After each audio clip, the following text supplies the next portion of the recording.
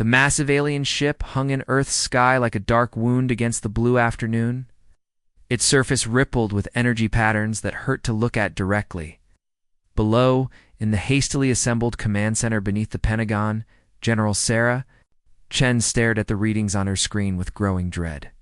"Ma'am, they're broadcasting on all frequencies," reported Lieutenant Marcus Webb, his voice tight with barely controlled fear. "Same message repeating every 30 seconds. Chen nodded grimly. She'd heard the translation already. The Cathar Collective had come to claim Earth. Humanity had 7 days to surrender or face extinction. "What's our response time on the nuclear arsenal?" she asked her aide, Colonel James Rodriguez. Rodriguez consulted his tablet. 43 minutes for full deployment, ma'am." "But they're shields." He trailed off, remembering the earlier test. 3 tactical nukes had struck the alien vessel. The explosions had been absorbed like raindrops hitting an ocean above them. The alien ship pulsed with what almost looked like amusement. On the bridge of the Cathara vessel, Eternal Dominion, High Commander Zethkar clicked his mandibles in. What passed for laughter among his species. His forearms gestured dismissively at the tactical display showing Earth's pathetic military response. "Projectile weapons," he chittered to his second-in-command, War Prime Nexus. "They still use chemical propellants and metal slugs." How delightfully primitive. Nexus's 3 eyes swiveled to focus on the data stream. "The nuclear devices showed more promise, High Commander." "Perhaps we should. Nuclear fission." Zethkar interrupted, his voice dripping with condescension. "We mastered fusion. Reactions when their species was still discovering fire. Their entire arsenal couldn't breach our secondary shields." The bridge fell silent, except for the soft hum of the ship's consciousness. Living AI that had piloted them across the galaxy. In the depths of the ship, millions of Cathara soldiers waited in hibernation pods, ready to swarm across Earth's surface once the bombardment began. "High Commander," the ship's consciousness spoke with a voice like wind through crystal chimes. "I detect unusual energy signatures from the planet's surface. Multiple locations.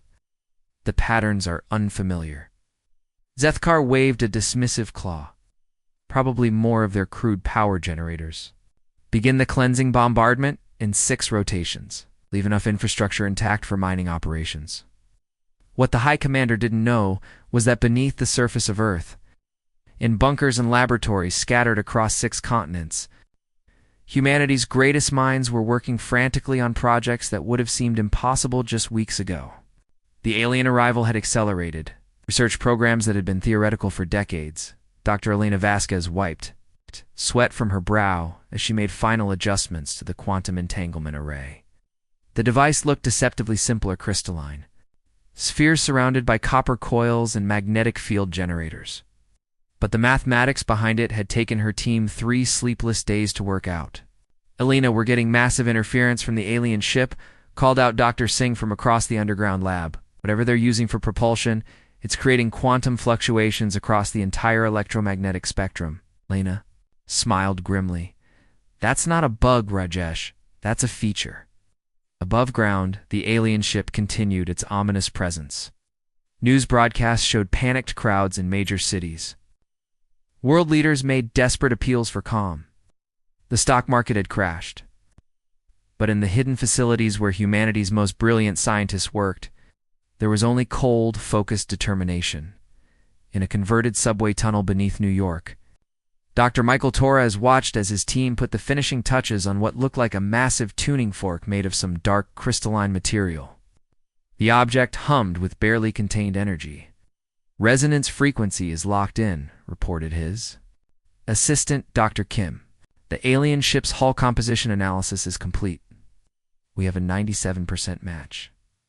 Torres nodded. "Good, because we're only going to get one shot at this." The countdown timer on the wall showed 5 days, 12 hours, and 37 minutes until the alien ultimatum expired. Either side knew that the real battle had already begun, not with weapons of mass destruction, but with the one thing that had always defined humanity, the refusal to accept the impossible. High Commander. Zethkar reviewed the latest intelligence reports from his spy drones.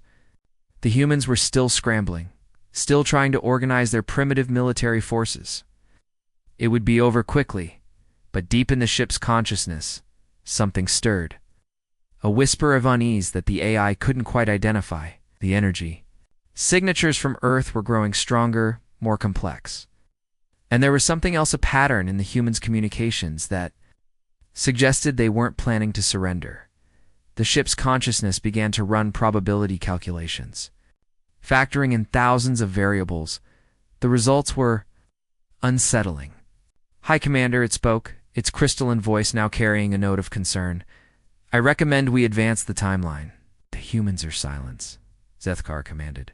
"Concern yourself with flight operations. I will handle the conquest." The AI fell silent, but its calculations continued. Deep in its quantum processors, began to suspect that the Kithara collective might have underestimated their new prey. On Earth, the final preparations were underway. In hidden bunkers and secret facilities, humanity's last hope took shape. The aliens had laughed at human weapons, dismissing them as primitive and harmless. They were about to learn why laughter dies in the vacuum of space. Chapter 2. The Awakening. 3 days before the deadline, Dr. Elena Vasquez stood before the assembled leaders of the Global Defense Initiative in a bunker 2 miles beneath the Swiss Alps. The room was filled with the world's most powerful people, presidents, prime ministers, generals, and intelligence chiefs, all looking at her with a mixture of desperation and hope. "What you're about to see," Elena began, her voice steady, despite the magnitude of the moment, "violates everything we thought we knew about physics. But the alien presence has given us access to quantum phenomena we never imagined possible." Gestured to the holographic display that materialized above the conference table. It showed a three-dimensional model of the alien ship, with energy patterns flowing across its surface like living light. "The Kithara vessel isn't just a ship," she continued. "It's a quantum organism. The hull, the propulsion system, even there. Artificial intelligence, everything is connected through quantum entanglement on a scale we've never seen before." General Chen leaned forward. "And this helps us how?" Elena smiled grimly. "'Cause quantum entanglement works both ways. While they've been scanning us, we've been scanning them. And we've found something remarkable." The holographic display shifted, showing the internal structure of the alien ship. Pulsing networks of energy connected every system, every weapon, every life support unit. "Their entire civilization is built on quantum connectivity," Elena explained. "They can't function without it, which means ... She paused, letting the implications sink in. "Which means, finished President Harrison of the United States, if we can disrupt their quantum network ... We can kill them all," Elena confirmed. "But there's a catch." Of course there was. There always was. "The disruption has to be perfectly synchronized across multiple quantum frequencies simultaneously. And we need to do it from inside their ship." The room erupted in voices. "Impossible. Suicide. Madness." Elena waited for the noise to die down. "There is a way. But it requires a volunteer." Meanwhile, aboard the Eternal Dominion, High Commander Zethkar was reviewing the final bombardment plans when his consciousness began to scream warnings. "Hi, Commander." The ship's AI voice crackled with something that might have been panic. "The quantum fluctuations from the planet's surface, they're not random. They're coordinated, purposeful." Four eyes narrowed. "Explain." "The humans are manipulating quantum fields. Primitive, but ... effective. They've been using our own scanning beams to map our quantum structure." For the first time since arriving at Earth, Zethkar felt something he hadn't experienced in centuries of conquest. Doubt. "Possible," he chittered. "They barely understand nuclear physics. Quantum manipulation is beyond their capabilities." "High Commander," the AI insisted, "I am detecting massive energy buildups at 17 locations across the planet. The signatures are unlike anything in our databases." Zethkar stared at the tactical display. The human cities below showed no signs of evacuation. If anything, activity seemed to be increasing. It was almost as if they're not surrendering. He realized they're preparing to fight. The revelation hit him like a physical blow. In 300 years of conquest, no species had ever chosen to fight the Kithara collective. They all surrendered once they saw the futility of resistance. War Prime. Nexus, Zethkar commanded. Advance the bombardment schedule. We attack at the next rotation. But as the orders went out, the ship's consciousness detected something else. A single human energy signature, different from the others, was moving, ascending. On the surface of Earth, Captain Lisa Park checked her equipment one final time. The quantum stealth suit was humanity's most advanced technology, developed in the past 72 hours using principles that had been theoretical just days ago. Remember, Dr. Vasquez's voice crackled through her earpiece. You'll have maybe 10 minutes once you're inside. The stealth field will degrade rapidly in their quantum environment. Lisa nodded, even though Elena couldn't see her. The transporter, modified spaceplane equipped with quantum phase generators, hummed around her as it rose through Earth's atmosphere. What about the device? Lisa asked, touching the crystalline sphere attached to her suit. Once you activate it, the quantum cascade will be irreversible, Elena warned. The alien ship will collapse into quantum foam. But Lisa, I know, Lisa said quietly. I won't be able to get out in time. The transport shuddered as it broke. Through the atmosphere, ahead the alien ship loomed like a mountain of dark metal and flowing energy. Lisa Elena's voice was soft now, almost breaking. The whole world is watching. Whatever happens, remember you're not just fighting for Earth. You're fighting for the idea that some things are worth dying for. Lisa smiled, though no one could see it behind her helmet. Tell my daughter I love her. The transport began its final approach. Below them, the alien ship's defenses came alive, energy weapons tracking their movement. But the quantum stealth field held, bending light and sensor beams around them like water around a stone. Hull breach in 30 seconds, reported the pilot. Godspeed, Captain. Lisa stood up, checking her weapon, not a gun, but a quantum phase disruptor that would allow her to pass through the alien ship's hull. The crystalline device on her chest pulsed with barely contained energy. Breach in 10 seconds, the pilot called out. Lisa took a deep breath. For Earth, the transport's phase generators screamed to life. For a moment, Lisa felt herself existing in two places at once, inside the transport and inside the alien ship. Then reality snapped back into focus, and she was standing in a corridor that seemed to be made of living light. The hunt was on. Hi. Commander Zethkar watched the tactical display with growing alarm. The human transport had simply disappeared. One moment it was there, the next it was gone. But the ship's consciousness was screaming warnings about a quantum intrusion.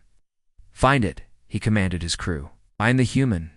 But Lisa Park was already moving through the ship's corridors, her quantum suit allowing her to phase through walls and avoid detection. The alien ship was vast, a city-sized maze of living metal and energy conduits.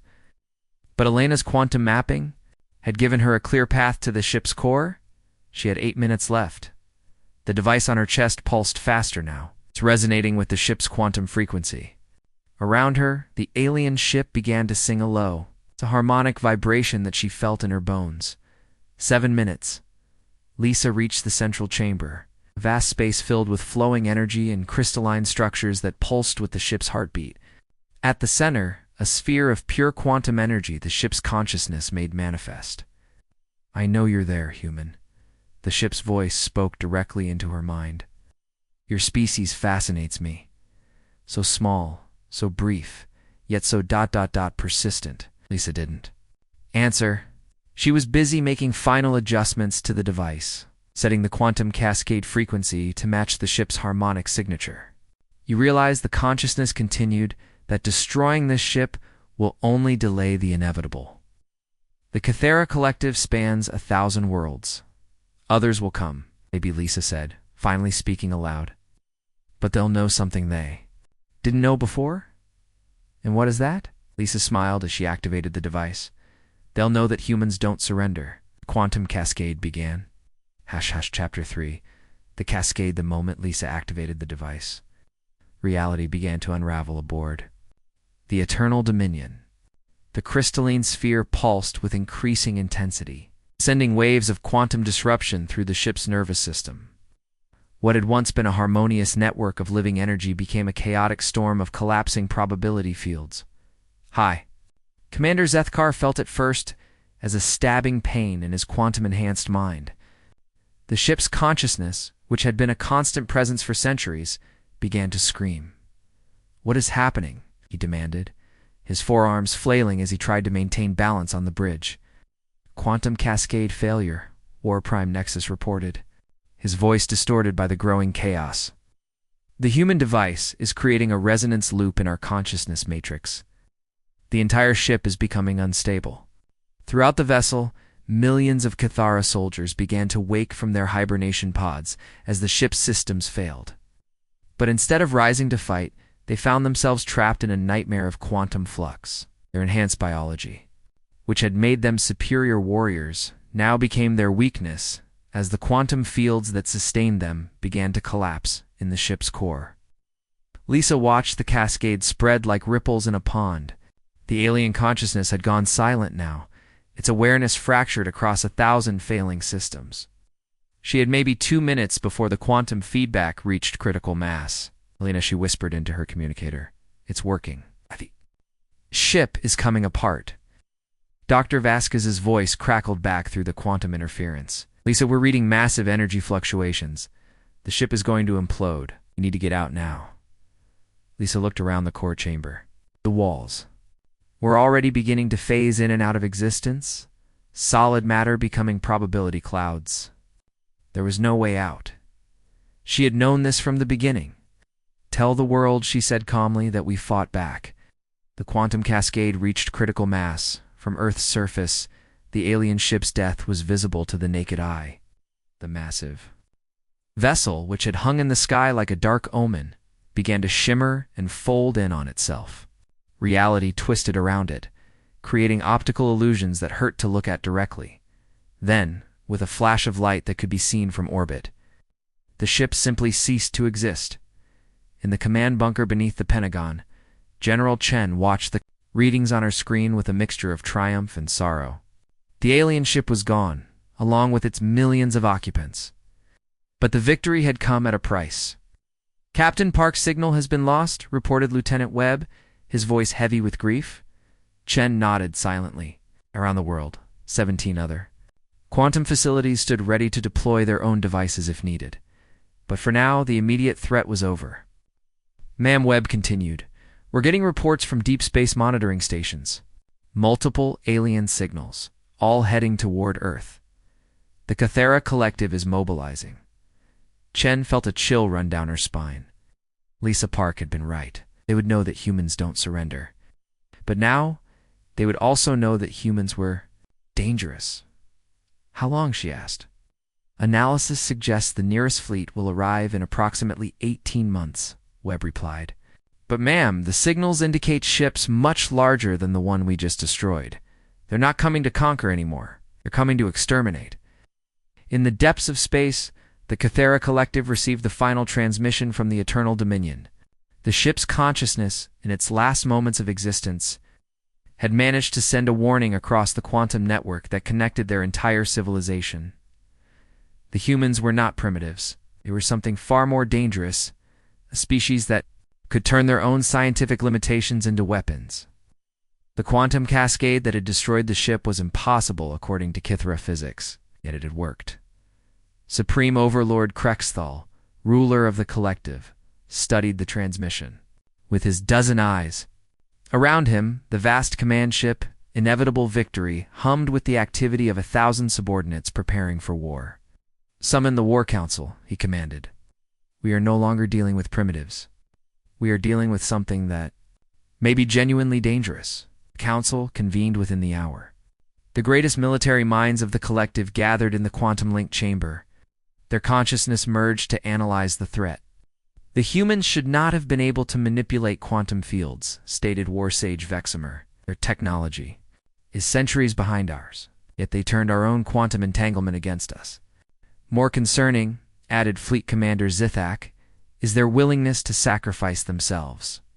The human who destroyed the Eternal Dominion knew she would die. She chose to die. This is ...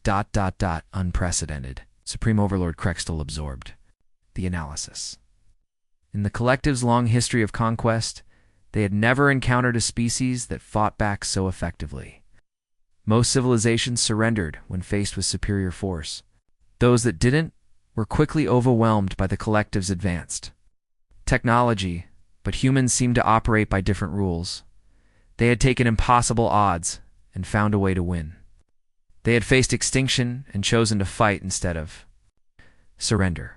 "What do you recommend?" Krexol asked. "Total annihilation," Warsage Veximer replied without hesitation. "The humans have proven they cannot be integrated into the collective. They must be eliminated completely." "I concur," added Fleet Commander Zithak. "Cannot allow their quantum manipulation techniques to spread to other species. They must be destroyed before they can share their knowledge." Grexthal considered this. The collective had always prided itself on being civilized conquerors. They absorbed useful species, eliminated threats, and preserved what was valuable. But the humans had shown that they could be genuinely dangerous. "Very well," he decided. "Prepare the annihilation fleet. We will not make the same mistake twice." The order went out across the collective's quantum network. From 100 worlds, the most powerful ships ever built began to move toward Earth. But as they traveled through the void, they carried with them something they hadn't felt in centuries: doubt. The humans had laughed at their weapons. Now they were dead. But somehow, the humans had had the last laugh. Back on Earth, the world was celebrating. The alien ship was gone, the immediate threat over. But in the secret facilities, where humanity's greatest minds worked, the celebration was muted. They knew this was just the beginning. Dr. Alina Vasquez stood in her laboratory, looking at the quantum entanglement array that had made Lisa Park's sacrifice possible. The device was already being replicated in facilities around the world. If the aliens came back, humanity would be ready. Lena Dr. Singh approached with a tablet full of data. "The deep space arrays are picking up massive energy signatures. The aliens are coming back, and they're bringing friends." Alina nodded grimly. "How many?" "Hundreds of ships, maybe thousands. They're not taking any chances this time." Alina looked at the quantum device, then at the team of scientists who had worked around the clock to make the impossible possible. "Then we'll have to make sure they regret it." Outside, the world celebrated humanity's first victory over an alien invasion. But in the hidden laboratories and secret facilities, the real war was just beginning. The aliens had laughed at human weapons. Now they were coming back to finish what they started. But they still didn't understand the most important thing about humans. The more impossible the odds, the more dangerous they became. Chapter 4. The Reckoning 18 months after the destruction of the Eternal Dominion. Earth had become a fortress. The quantum cascade technology that had destroyed the first alien ship had been refined, weaponized, and deployed across the planet, hidden beneath cities, mountains, and ocean floors. Hundreds of quantum disruptors waited in silence. Dr. Alina Vasquez stood in the newly constructed Global Defense Command Center, the massive underground facility that coordinated humanity's preparations for the inevitable return of the Kithara Collective. The walls were lined with holographic displays showing the positions of the alien fleet, now just days away from Earth. "Final count is confirmed," reported Admiral Chen, recently promoted to Supreme Commander of Earth's defenses. 1,237 ships. The largest invasion force in recorded history. Alina studied the tactical display. The alien fleet was massive, but their formation was telling. They weren't coming to conquer anymore. They were coming to exterminate. "They've learned from their mistake," she observed. "Look at the spacing between ships. They're staying far enough apart that a quantum cascade in one ship won't affect the others." Smart Chen agreed. "But we've learned too." Indeed they had. The quantum cascade technology had evolved far beyond what Lisa Park had used to destroy the first ship. Humanity's scientists had discovered that quantum entanglement could be used in ways that Kithara had never imagined. "Status report on Project Resonance," Alina requested. Dr. Singh, now leading the Advanced Quantum Research Division, pulled up a new display. "The planetary quantum network is fully operational. Every major city, every military installation, every critical infrastructure point is connected through quantum entanglement. We're not just defending Earth anymore. We're turning the entire planet into a weapon." The plan was audacious, even by human standards. Using the quantum principles they had learned from studying the alien ship, Earth scientists had created a planetary consciousness, a quantum network that connected every defense system, every weapon, every communication array on the planet. And the volunteers? Lena asked quietly. Chen's expression grew somber. 300,000 confirmed. All military personnel, all volunteers. They understand the risks. The volunteers were the key to the entire plan. Unlike the Cathara, who had evolved to share quantum consciousness naturally, the Teomans had to be artificially linked to the planetary network. The process was dangerous, potentially fatal, but it was the only way to coordinate a defense against such a massive invasion. "Ma'am," a technician called out, "we're receiving a transmission from the alien fleet. We're demanding unconditional surrender." Alina and Chen exchanged glances. They had been expecting this. "Put it through," Chen ordered. The main display flickered. Suddenly they were looking at Supreme Overlord Krextal himself. The alien leader was massive, with a dozen eyes and skin that seemed to shift between colors. His voice carried the authority of someone who had conquered 1,000 worlds. "People of Earth," he began, his words translated by the quantum communication system. "I am Supreme Overlord Krextal of the Cathara Collective. Your species has committed an act of unprecedented aggression against our people. You have murdered millions of innocent Cathara." Alina felt a flash of anger. Innocent? The aliens had come to Earth to exterminate humanity, and they called themselves innocent. However, Krextal continued, "The Collective is merciful.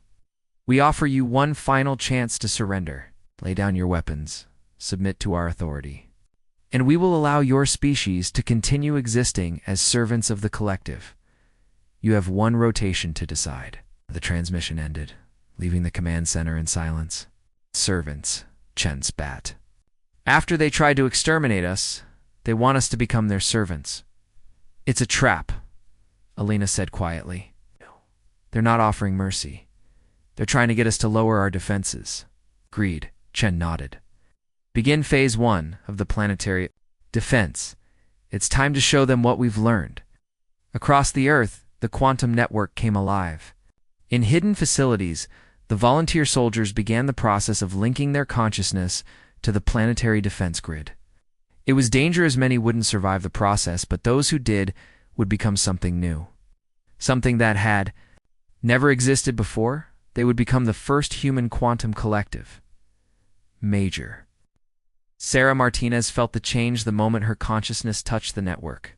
Suddenly, she was no longer just herself. She was connected to thousands of other minds, all linked through the quantum field that now surrounded Earth.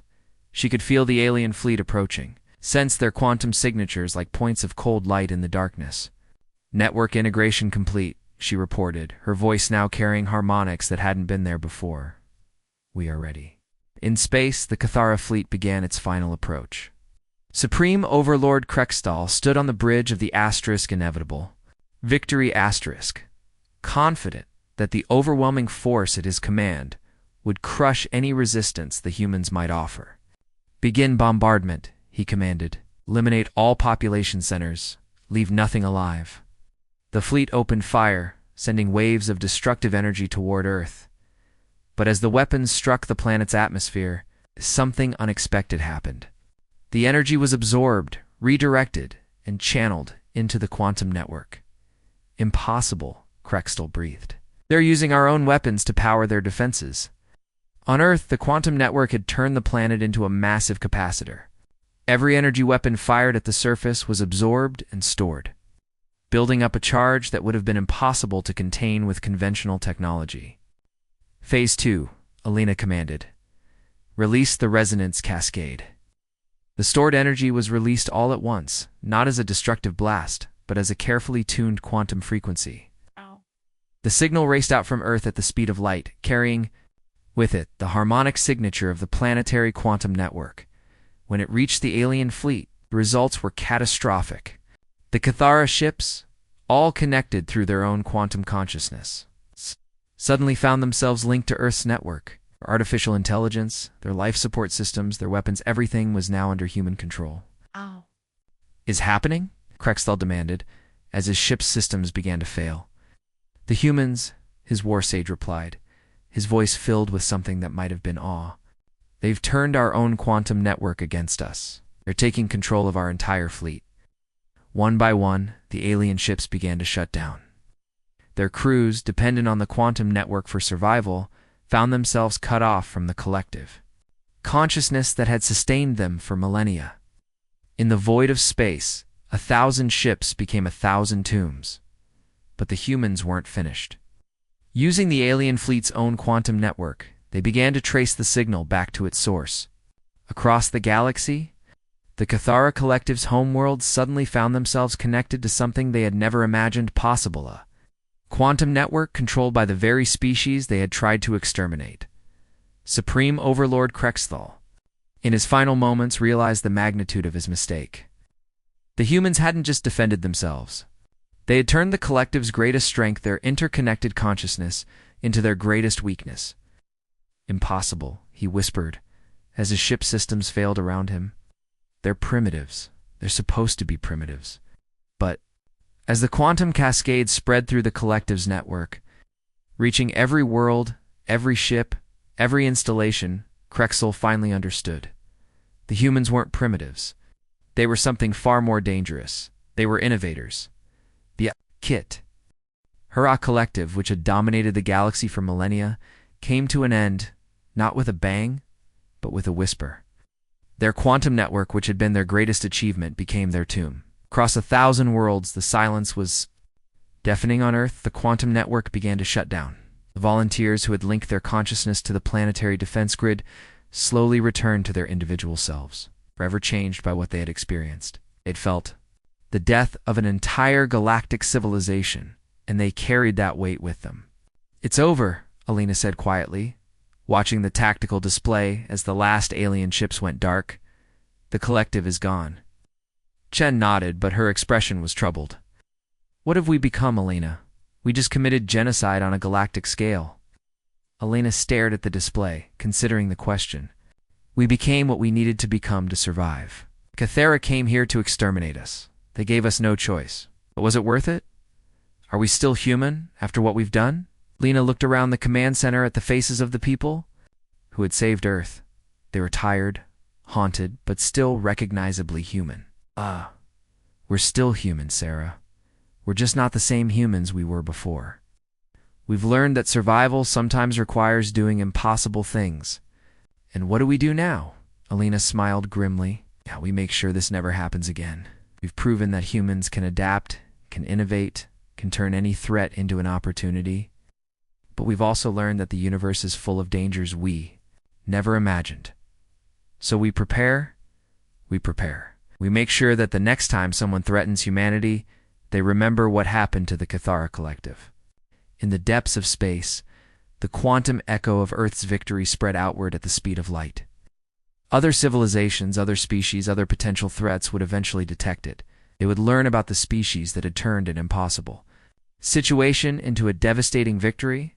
They would learn that humans were not to be underestimated, and they would learn that some species, when pushed to the brink of extinction, don't just fight back, they evolve. Epilogue. The New Dawn 5 years after the Cathara Collective's defeat. Earth had become something unprecedented in galactic history. A single world that had conquered an entire galactic empire without leaving its own solar system. The quantum network that had once been a desperate defensive measure had evolved into something far more sophisticated. Dr. Elena Vasquez, now director of the Global Quantum Initiative, stood in the observation deck of Luna Station Humanities. First permanent base on the moon, through the transparent aluminum windows. She could see the blue marble of Earth, but her attention was focused on the quantum communication array that connected their world to the former Cathara territories. "Status report," she requested from her aide, Dr. Singh, who had become her closest collaborator in the years since the war. "The integration is proceeding faster than expected," Singh reported, consulting his quantum tablet. 47 former Cathara worlds have requested admission to the Terran Collective. They're offering their technology, their resources, their knowledge everything They have in exchange for protection and inclusion in our quantum network. Alina nodded. It was ironic. The Cathara had created their empire through conquest and domination. Humanity was building theirs through voluntary association and mutual benefit. The species that had once been the collective's subjects now saw Earth as their liberator. What about the resistance worlds? Lena asked. Sing's expression grew more serious. 17 worlds are still fighting the transition. They refuse to acknowledge human authority and are trying to rebuild the old collective. Intelligence suggests they're developing new weapons specifically designed to counter our quantum technology. Let them try, Alina said calmly. We've learned the most important lesson of all adaptation is survival. Whatever they create, we'll find a way to use it against them. This was the new reality. Humanity had discovered that their greatest strength wasn't their weapons or their technology. It was their ability to take whatever the universe threw at them and turn it into an advantage. The Cathara had tried to conquer them with superior technology. Humans had learned to use that technology better than its creators. Singh continued. We're also receiving signals from beyond the former collective territories. Other galactic civilizations are requesting contact. They want to establish diplomatic relations. Alina smiled. I bet they do. Word is spreading that humans are not to be trifled with. Should we respond? Alina considered this. The old human. Response would have been to welcome contact with open arms, to seek friendship and cooperation. But the war with the Cathara had taught them that the universe was full of species that saw kindness as weakness. We'll respond, she decided. On our terms. Any civilization that wants to establish relations with Earth must first prove they come in peace. And they must understand that we're not the same species that existed before the war. The truth was, humanity had evolved. The quantum network that had saved Earth had done more than just provide a defense against alien invasion. It had shown humans what they could become when they worked together at a level that transcended individual consciousness. The volunteers who had linked their minds to the planetary defense grid had been forever changed by the experience. They had felt what it was like to be truly unified, to share consciousness across vast distances. Many of them had chosen to remain connected to the network, becoming the first members of what was being called the human collective. Unlike the Cathara collective, which had been based on domination and control, the human collective was voluntary. People could join or leave as they chose. But those who joined discovered abilities they had never imagined: the ability to share knowledge instantly, to coordinate actions across vast distances, to solve problems that would have been impossible for individual minds. Alina Singh said, quietly, there's something else. The deep space monitoring stations are detecting quantum signatures from the Andromeda galaxy. The patterns are ... familiar. Alina felt a chill. Familiar how? Similar to the original Cathara network, but more advanced. Much more advanced. If our analysis is correct, we're looking at a civilization that makes the Cathara collective look primitive. Alina stared out at the stars. Just when humanity had thought they had secured their place in the universe, a new threat was emerging. But instead of fear, she felt something else: anticipation. How long until they arrive? She asked. If they're coming here, based on their apparent technology level, maybe 50 years, maybe less. Alina nodded. Then we have 50 years to prepare. Alert the collective. It's time to show the universe what humans can accomplish when we have time to plan. Singh activated the quantum communication array. Across the solar system and beyond to the former Cathara worlds, the message spread at the speed of thought. A new threat was coming, but humanity was ready. In the depths of space, the quantum echo of their conversation rippled outward, carrying with it a simple message that would soon be understood by every advanced civilization in the galaxy. The humans were no longer the species that had once begged for mercy from alien conquerors. They had become something new, something unprecedented. They had become the civilization that turned every threat into an opportunity, every defeat into a victory, every ending into a beginning, and they were just getting started. The war with the Cathara collective had taught humanity the most important lesson of all: in a universe full of predators. The greatest advantage belonged not to the strongest or the most advanced, but to the most adaptable. The aliens had laughed at human weapons. They had realized too late that the most dangerous weapon humanity possessed was something no technology could replicate: the refusal to accept defeat. As Alina watched the stars from Luna Station, she knew that whatever came next, humanity would be ready. They had learned to take the impossible and make it inevitable, and in the vast darkness between galaxies, other civilizations were beginning to learn a new truth that would reshape the cosmic order. Never underestimate a species that has learned to weaponize hope itself.